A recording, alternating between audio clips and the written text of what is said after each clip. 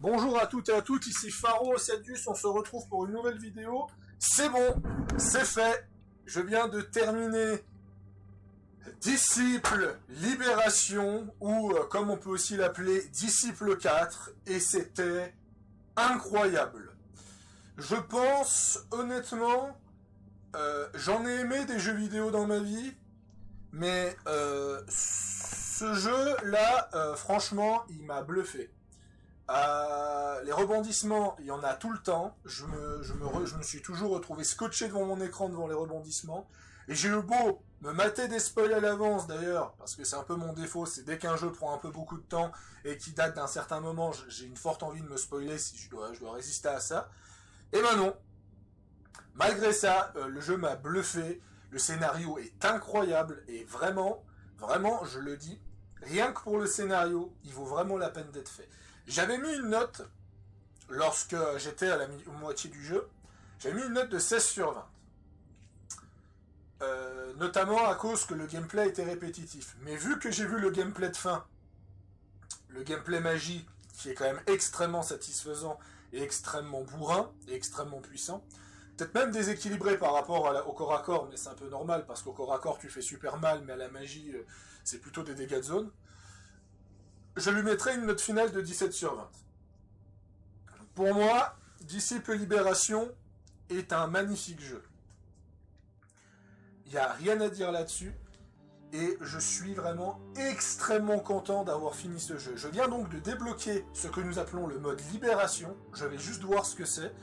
Vous pouvez commencer une nouvelle partie et essayer de rassembler toutes les factions sous votre bannière. De nouveaux choix de dialogue seront disponibles pour vous aider à accomplir ces tâches. Veuillez les sélectionner pour avoir la nouvelle histoire se dérouler vraiment. De plus, vous n'êtes plus limité à 2 compagnons qui peuvent vous accompagner sur son bataille. Ils peuvent maintenant tous vous accompagner. Donc voilà, donc le mode Libération. J'ai débloqué donc le mode Libération qui nous permet de faire la fin cachée du jeu. Par avis personnel, je pense que le mode Libération, ça vous permet d'avoir la meilleure fin possible, sauf que je vais pas vous mentir, vu la fin que j'ai eue, je doute vraiment d'un intérêt en fait de faire cette fin, parce que globalement, il y a quand même pas mal de choix, et ça c'est quelque chose qui est assez véridique. Le jeu comporte pas mal de choix. On sent à la fin du jeu, on a vraiment tout un speech. D'ailleurs, vu le doubleur, je sais pas si c'est Orion ou pas, mais vu le speech, clairement, je sais pas si ça a un vrai intérêt pour moi, parce que globalement, j'ai réussi à faire le fait d'armes, grâce notamment au DLC et grâce aux bonnes relations que j'avais eues, j'ai réussi à faire le fait d'armes d'être vénéré de 3 factions et d'être honoré avec l'Empire. Et globalement, voilà, j'ai envie de répondre, vu la fin que j'ai eue, je vais pas spoiler, hein, mais on peut pas faire mieux, en fait. C'est juste pas possible de faire mieux. Elle est tellement positive, en fait. Le seul qui a pas eu une bonne fin, c'est Bactal. Voilà, c'est le compagnon Bactal, c'est le seul qui a pas eu une bonne fin. Tout se termine tellement bien que je sais pas, je vois pas réellement d'intérêt, en fait. Je veux dire, globalement, je vais pas réellement parler de ma fin, mais il y a rien de négatif. Il y a rien de négatif. C'est même trop bien pour un Dark Fantasy. Pour une fin Dark Fantasy comme ça, c'est même une fin qui est beaucoup trop bonne. Donc moi, je me pose la question de l'intérêt de cette fin. Justement, je me pose la question. Après, le mode Libération, il faut voir ça comme un New Game Plus pour tester d'autres choix. Ça va me permettre de tester d'autres choix aussi. Ça nous permet aussi d'augmenter, comme ils le disent, on aura des choix ultimes qui va nous augmenter les relations. Ouais, enfin, sauf que j'ai réussi à être vénéré de 3 factions sur 4 sans le mode Libération.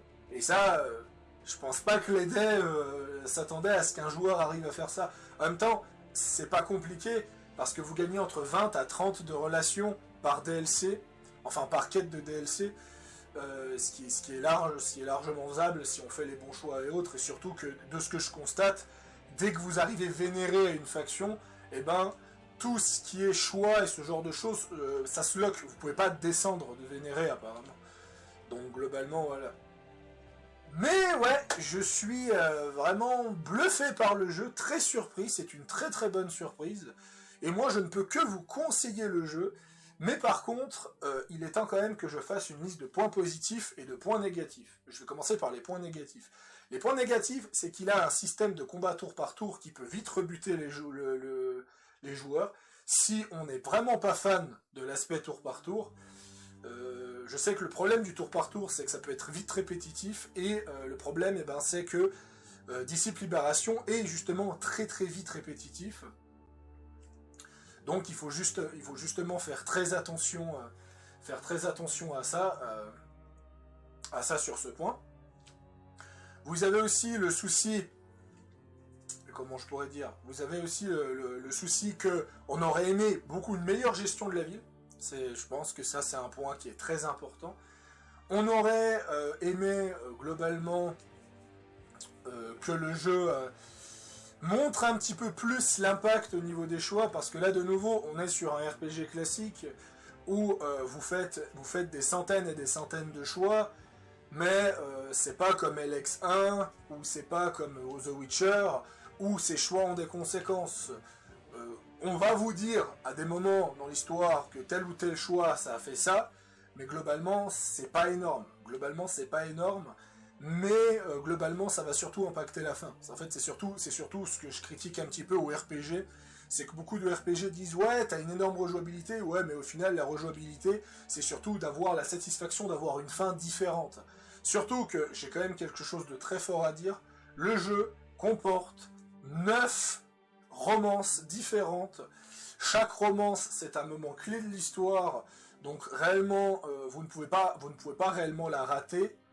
Vous pouvez finir seul, par contre, mais globalement c'est vraiment, il faut vraiment le faire pour la rater, vu que la seule chose que vous avez à faire, c'est de prendre un compagnon, l'amener justement sur ce point clé. Donc je vous le dis, la zone s'appelle les bas-fonds. Quand vous allez au bas-fond, on vous demande de prendre la personne qui est la plus chère à vos yeux, vous la prenez, et chaque fois que vous avez le petit cœur, et ben vous la draguez avec le petit cœur, et à la fin, vous allez finir ensemble.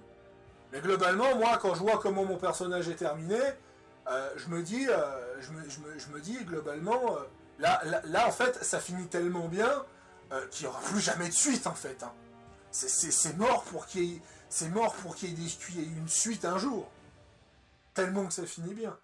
Donc, honnêtement, je sais pas. C'est vrai que j'ai un petit peu rushé vers la fin, parce que c'est vrai que ce mode libération m'intriguait pas mal. Et c'est vrai que d'un côté, il est frustrant. Ce mode libération, parce que d'un côté, c'est, je vais le dire honnêtement, mais le plus gros coup marketing que j'ai eu dans un jeu. Littéralement, vous finissez le jeu, je vous le dis direct, hein, comme ça vous êtes préparés. Vous finissez le jeu, peu importe votre fin, peu importe si c'est la meilleure fin de tous les temps. Là, globalement, les dieux ils vous disent ah, mais en fait, le vrai antagoniste n'a pas été vaincu, donc le monde, il est peut-être condamné. Donc, en fait, on va te ramener dès le départ. Mais cette fois, dès le départ, et pas comme dans les autres jeux en mode New Game Plus, où ton personnage, vous recommencez avec toutes ses stats. Non, là, vous recommencez. D'ailleurs, je vais peut-être faire une petite vidéo de 20 minutes, 20-25 minutes, pour voir un peu les différences. Mais je pense pas que les différences vont être folles en 20-25 minutes. De toute façon, je referai un avis quand j'aurai fini le jeu en mode libération. Mais globalement, le personnage apparemment est conscient de tout ce qui s'est passé, donc ce qui fait que vous avez des dialogues supplémentaires et vous avez des mécaniques, comme ils l'ont dit, hein, vous pouvez prendre tous les compagnons en même temps. Alors déjà que 2 compagnons, ça retourne un peu la game. Hein. Donc quand je prendrai mes 9 compagnons en même temps, je sens que les mobs ils vont avoir mal. Bref, c'était Pharo, Cedius, on va pas besoin de... Ah, j'ai oublié, point très important, les points positifs. J'allais partir sans dire les points positifs. Excuse-moi, je suis encore sous le coup de l'émotion parce que cette vidéo était... C'est vraiment une vidéo à chaud parce que je suis choqué par la qualité du jeu. Donc globalement, les points. Un vrai RPG avec énormément de choix, énormément de choix qui ont, comme j'ai dit, le défaut c'est que ça a peu d'impact, mais il y a beaucoup de choix, donc on a quand même ce sentiment d'être dans un RPG, contrairement par exemple à des jeux vidéo comme Cyberpunk, où on a quasiment aucun moment on a l'impression qu'on joue un RPG parce qu'il n'y a pas, assez de choix durant ces quêtes, on a l'impression que c'est linéaire. Là on a quand même pas mal de choix, ces choix qui vont justement vous permettre d'avoir des relations avec certaines factions, et qui justement ça changera en fonction de ce qui se passe avec les 10 factions justement. Le scénario. Alors c'est pas compliqué. Au début je trouvais que le scénario était très bon, mais voilà, très bon du genre c'est un peu moins bien que Pathfinder et LX2. Là maintenant que j'ai fini le scénario, il peut s'asseoir à côté. Pour moi il y a une chaise marquée Disciple Libération dessus. C'est l'un des meilleurs scénarios que j'ai fait dans un jeu. Je pense que, je vais être honnête, hein, Aviana doit être le meilleur personnage féminin que j'ai dû jouer dans un jeu vidéo où un personnage féminin est imposé. Et franchement, le personnage est très intéressant, elle est bourrue, elle se montre quand même honorable, c'est pas non plus... Après, bon, elle n'est pas vulgaire, mais globalement, elle a une très bonne personnalité, où elle est très ouverte d'esprit, elle peut se montrer très altruiste, elle peut se montrer très, très colérique et très énervée. En fait, on est vraiment sur quelque chose qu'on devrait voir dans les jeux vidéo, c'est qu'on a une personnalité imposée, mais d'un côté, elle est quand même vachement libre, en fait. Ouais, je dirais que c'est aussi malléable que Geralt dans The Witcher 3. Oui, parce que, quoi qu'on en dise, Geralt dans The Witcher 3 était extrêmement malléable. Je dirais plutôt The Witcher 1, en fait, parce que c'est vrai que The Witcher 3, c'était un poil moins malléable. Tous les compagnons. Les 9 compagnons, ils sont tous romançables. Ils sont très très bien écrits. J'ai aimé la plupart des compagnons, même s'il y a quelques compagnons, j'avoue qu'ils ont quand même quelques faiblesses, mais ça s'explique au niveau du scénario. Surtout, non, pas l'impact.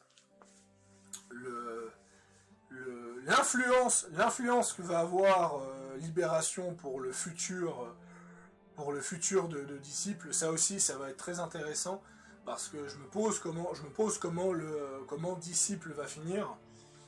S'il y a une suite, je me demande comment ils vont faire, parce que vu les fins, parce que j'imagine que si le jeu il insinue que tu vas avoir toutes les relations maximum, globalement, je pense que la fin Libération, ça va être la fin canon. Et globalement, vu la fin que j'ai eue, ça doit être un truc encore un peu plus exagéré. Donc personnellement, j'ai hâte de voir comment ça va faire la suite. Autre point positif, le jeu est quand même très beau pour du TRPG, c'est quand même très très propre. Les musiques sont incroyables. Et je pense que niveau point positif, on va pas aller plus loin, parce que de toute façon, on peut pas parler grand chose. Si le point négatif principal, c'est le gameplay qui est vachement répétitif, bah, il n'y a pas grand chose à dire de plus. Au niveau des points positifs, si je dis que c'est globalement le scénario et l'écriture des compagnons, voilà, si je paraphrase au final. Bref, je vous le conseille, honnêtement. Après, si vous n'êtes pas du tout, si vous avez vraiment peur que le gameplay vous lasse énormément, attendez des promos. Le jeu a quand même 6 mois, donc je pense qu'il va vite avoir des promos. D'ailleurs, je vous invite à prendre le DLC Path of the Minus, qui au final fait que le jeu est beaucoup plus facile, parce que vous obtenez des unités T4, je dirais peut-être pas tôt, mais vous obtenez des unités T4 sans être vénéré, et ça fait quand même toute la différence, ça rend le jeu quand même d'autant plus agréable. Et si vraiment vous en avez marre du jeu, je suis sûr que vous pouvez trouver sur internet quelqu'un qui a une save endgame pour débloquer le mode libération, parce que effectivement ça va vous permettre, je pense que le jeu sera beaucoup plus agréable au mode libération, surtout avec ce que je sais sur le mode libération. D'ailleurs, au niveau des succès, comme je m'y attendais, je suis à 48 sur 50, donc je vais sûrement lancer ce mode libération pour me permettre de platiner le jeu. Parce que globalement, le platine n'est pas compliqué, hein, j'en profite pour le dire. Le platine, ça consiste juste à faire la majorité du jeu, t'as quand même quelques petits choix et autres, mais là, franchement, rien d'infaisable. Il n'y a rien d'infaisable. Bon, par contre, si vous perdez un compagnon, ou vous sacrifiez un compagnon, oui, vous perdez certains succès, mais clairement, c'est vraiment je dirais que c'est l'un des platines les plus faciles à faire dans le monde du jeu vidéo. Allez. Ah, franchement, ce jeu était incroyable. Allez, à plus tout le monde.